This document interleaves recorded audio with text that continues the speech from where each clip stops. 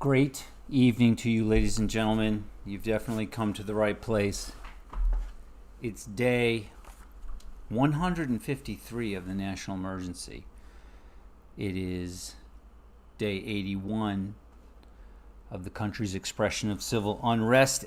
24 days, New York City has been in phase 4, and we're still wearing those masks, maintaining our distance, multiple hand washings, and now it's been 2 days since Kamala Harris has been selected to run for vice president. So it's been a heck of a week. We are at phase 4 still. Lots of things happening this week. You can see people are out and about in the city a little bit more. People still wearing masks, lots of masks. Interesting thing,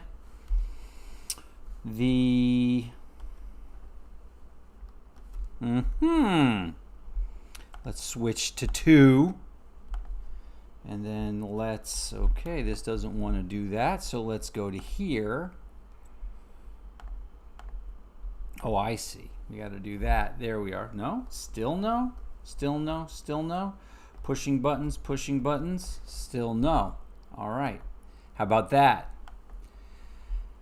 How about right? Okay, there we are. That's where we were. So now can I? Yes, now I can. All right, so it took us about 6 months to get to 10 million cases, and then it took us 6 weeks to get to 20 million cases around the world. So the state of New York is still very serious about this travel ban, as are many other states. So this is like 38 states that are on the list now, and I wanted to get a little deeper into this for everybody because I realized no one really knows what's going on. Mom and Dad told me that they had seen a news clip where they are stopping people at certain tunnels and bridges coming into the city.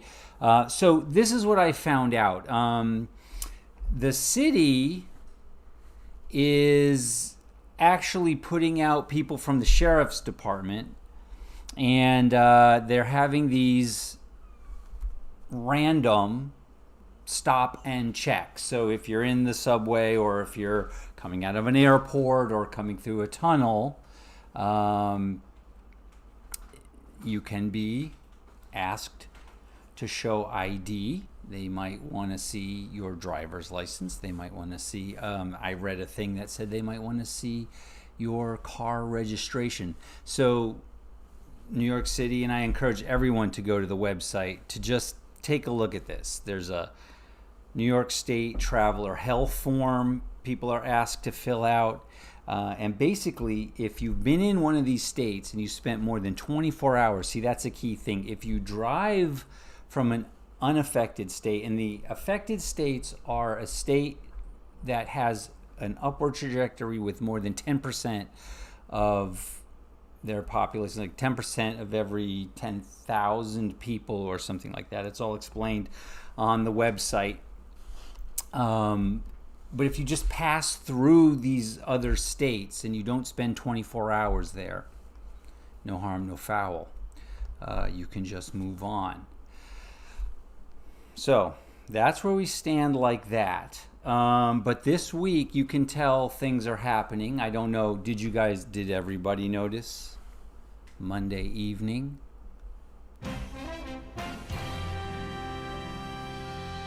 Good evening from the NewsHour studio. I'm Judy Woodruff. On the NewsHour.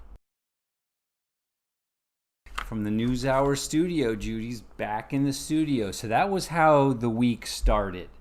And then, of course, Tuesday, New York Times.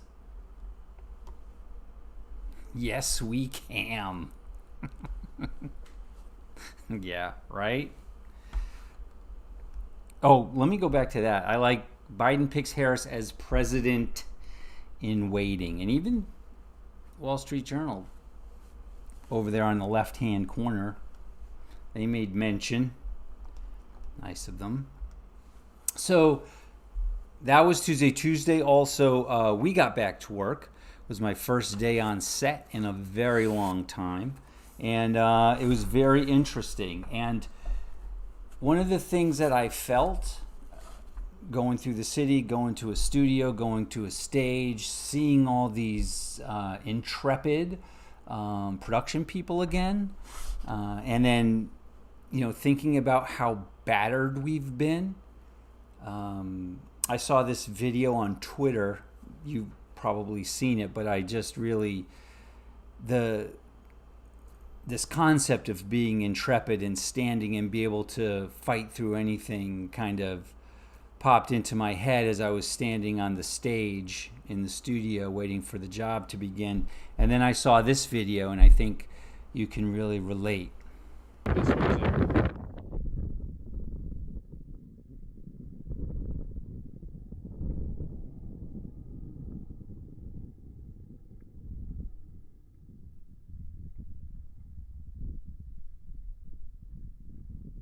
It's crazy, right? That lightning, but still she stands. She doesn't flinch. The Statue of Liberty was beautiful.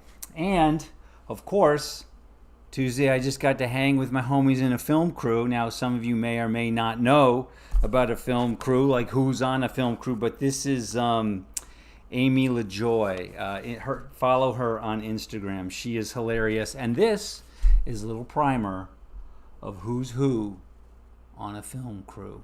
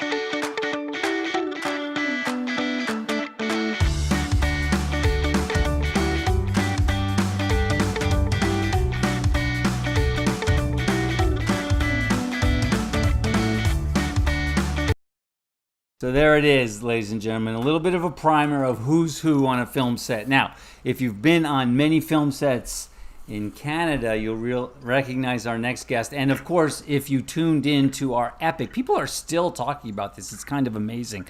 Our epic Passover episode. You will instantly remember the cantor. Now, the very interesting thing that's happening now as people are getting out of their homes and doing more things, of course, there's love is in the air. And, so who better to go talk to, I felt, than the cantor to discuss Cupid in COVID. So here he is, ladies and gentlemen, the very mustached Cantor Brendan. Hello, shalom to you, I say. Shalom, shalom aleichem. Shalom. Avinu shalom aleichem. Am I early? Am I early for that one? When is that one? Can we get a warm-up? You're a tad early. But look at you, you handsome man, you, with the mustache. Sure. Let me show you. You've caught me during the mealtime. We've got I'll just turn it around there. Can you see this? Oh, that looks... Wait a minute. That's not salmon, I see. They're kosher. They're the kosher pork ribs. Straight from schnitzels. The schnitzels went to Thursday afternoon Hebrew school? That's so many memories with him from there. Most of them good ones. Yeah. Most of them. Well, so hold on. Show me that picture again. Sure. Now, that's a lot for one person. Oh, I see where you're going with this. Mr. Schmarty Pants Bloom. Listen, you told me we were going to discuss love is in the air, not love is about to be plated and served. What's going on here, Cantor? That's right. Well, I was at David Covidberg's bar mitzvah, and I met I was going to say a geisha. I didn't mean a geisha. I meant a shiksa. A shiksa. If you can imagine such a thing. I can imagine. And I'm sorry, I have to continue to do my thing while we're talking. Otherwise, it's not going to go well tonight. You know what I mean? I think There's going to be no hole in the sheet tonight. Oh. Yes, so it was a miracle. Not maybe, it's 8 days temple oil kind of thing, but not far off. All right. So when last we checked, Cantor, you were living a life of a lonely hermit with the COVID, and you were. Oh, that was your wife. You I hear your the- wife cackling. This I was. used to- Yes. I've imported a studio audience of one. She came home early from work because I told her you were going to be on the show. That's nice. She's cackling at me. I used to like her. And I remember you were expressing concern and consternation that we were in this giant pandemic.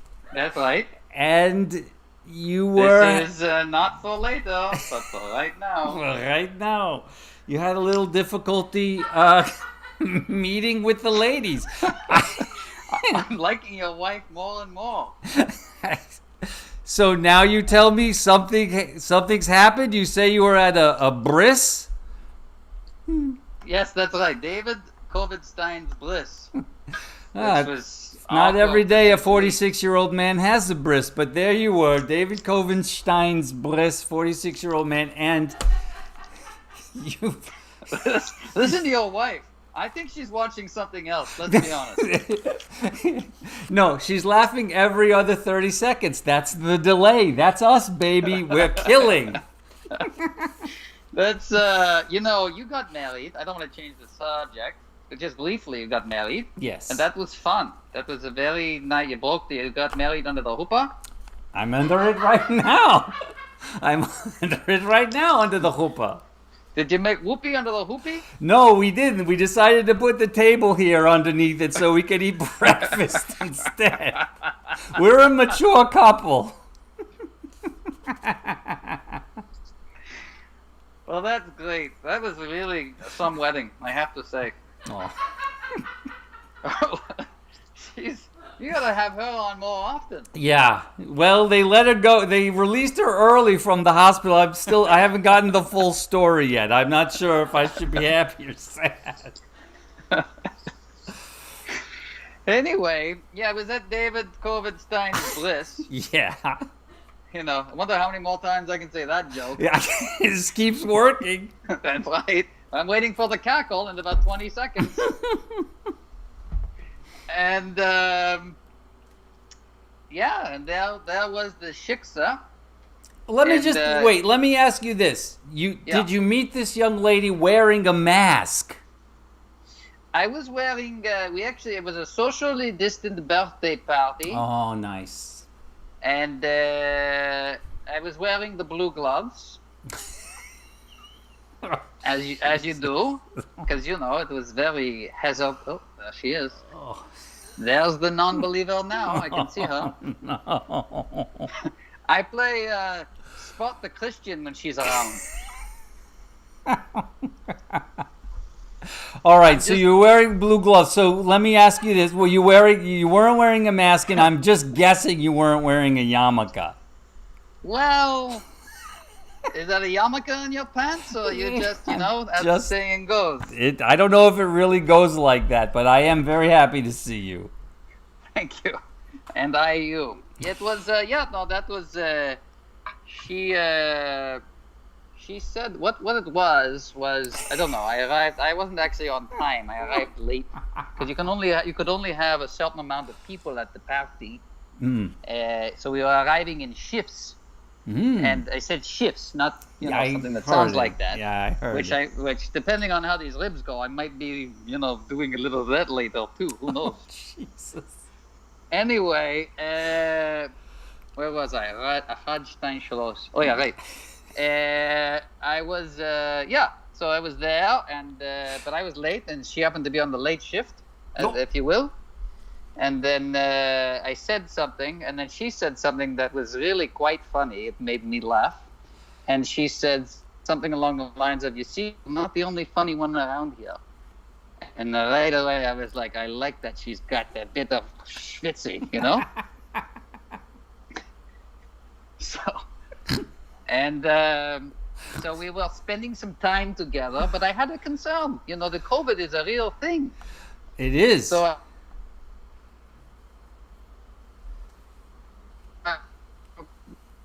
with meeting, no, nothing, no touching or anything like this. And then at one point, I just said, "Listen, there's going to come a time when I want to kiss you, and it's really soon." And she looked at me and she said, "So what are you going to do about that?" Oh, dear. Now, she thought I was just going to come over there and kiss her, but I was like, "No, I'm not doing that."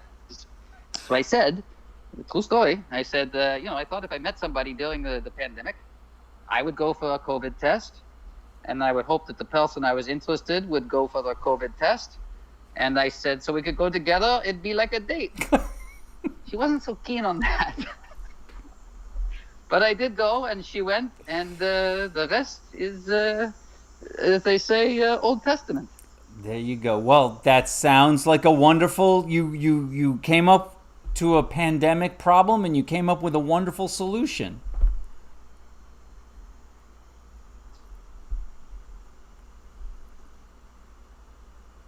Oh, if only we could fix the internet problems. Oh. Oh. The connection. Oh, you're breaking up there, Apollo 1. Listen, Kanta, all the luck. We will be... Oh, no, I'm losing you. All right, ladies and gentlemen. Well, you get the gist. You really do. You get the gist of what everyone's going through here in these days. Confronting a problem and making it happen, making it work. Little does the young lady know, and I'm sorry we didn't get to meet her. Maybe we'll get to meet her in another episode. But little does the young lady know that thing being rammed up her nose might be the finest thing that she feels in her whole relationship with our friend Brendan. All right, no, we wish them the best of luck. Now, also, today, very special day. Not only are some people in Canada having ribs, but it's Aunt Carol's birthday. Happy birthday, Aunt Carol. You know we love you. We sent the flowers today. I'm saying all the brothers sent them, but you know who really had the idea. You, Aunt Carol, more than anyone deserve. Franklin shredding on the guitar.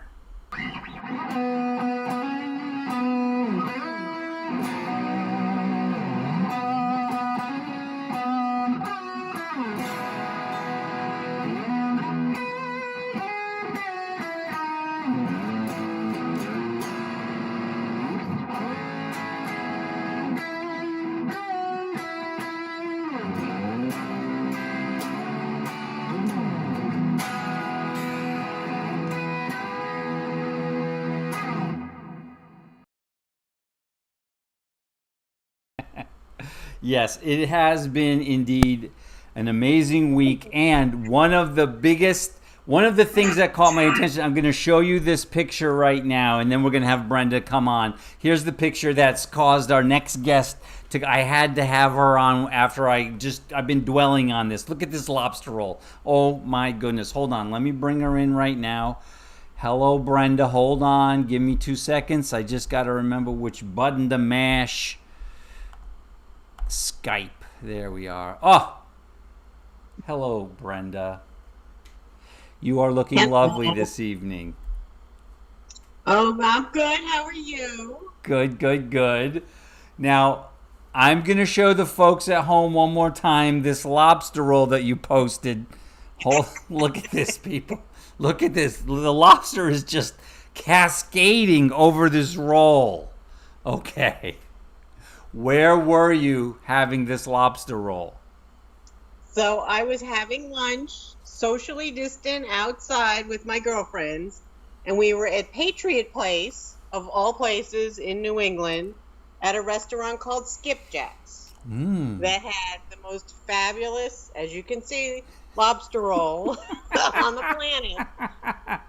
It's a COVID lobster roll. It's it's over the top. It is. And I noticed there's a couple of glasses of white wine there on the table as well.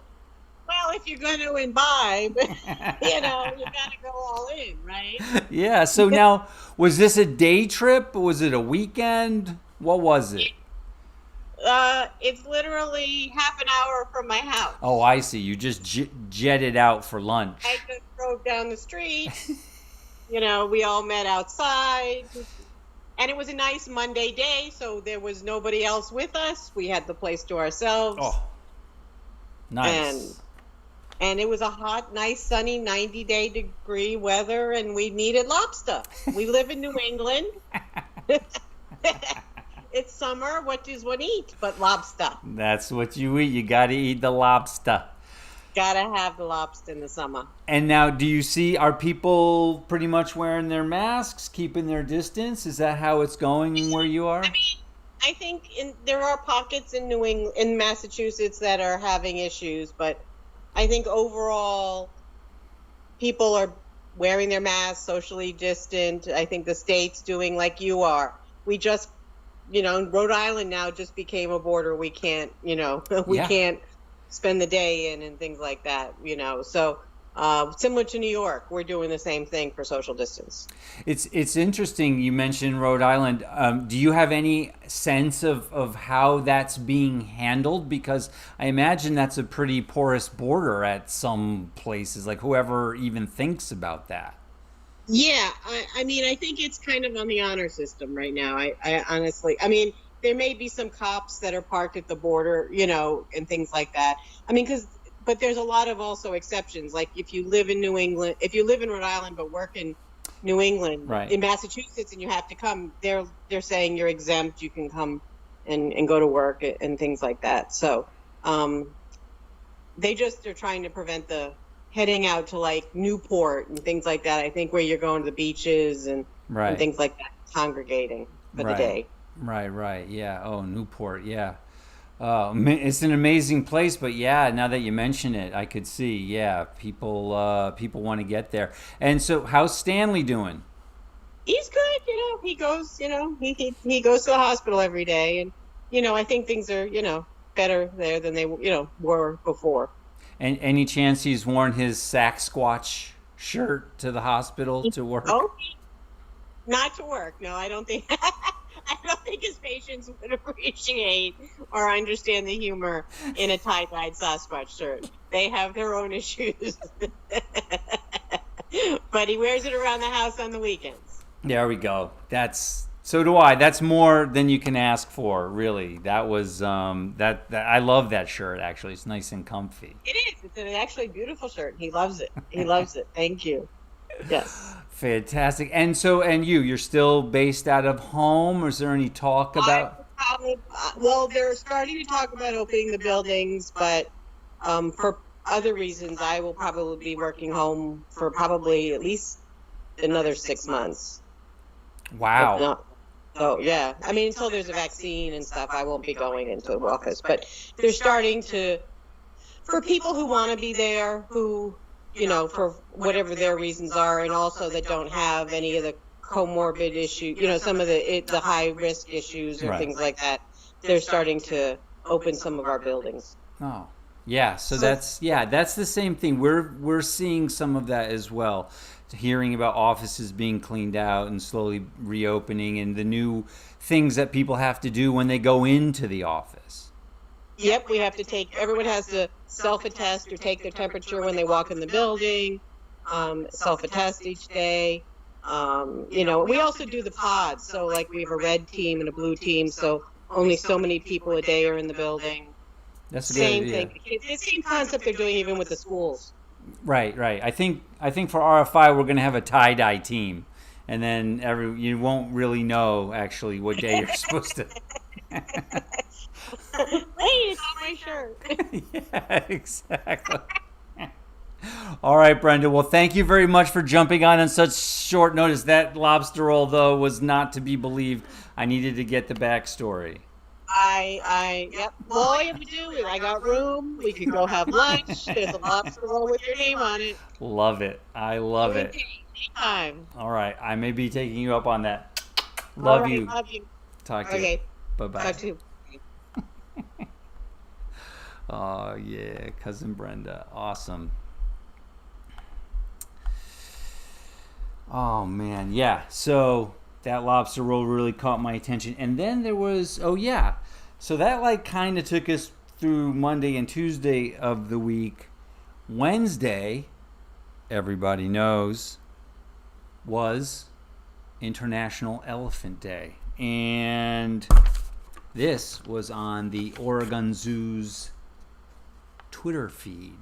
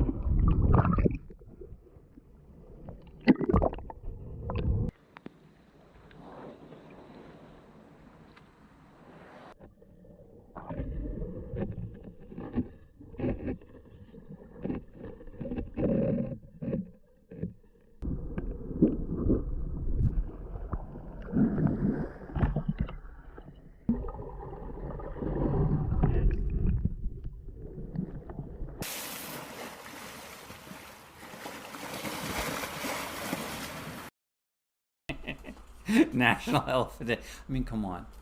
If that don't make you feel good, really. Oh, all right. Also wanted to mention that it was Mr.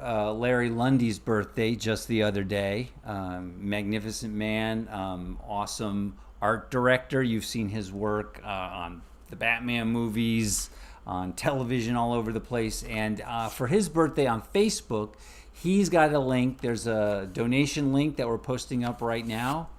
Follow it along. It's for a very, very, very good cause.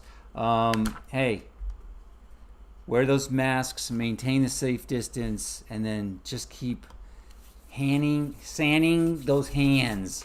Because when we see it, when we do it, we see that love can spring. And instead of grilling those kosher pork ribs by yourself, you can safely have a pal with you. All right. Thank you for tuning in. We'll see you next week. Be safe.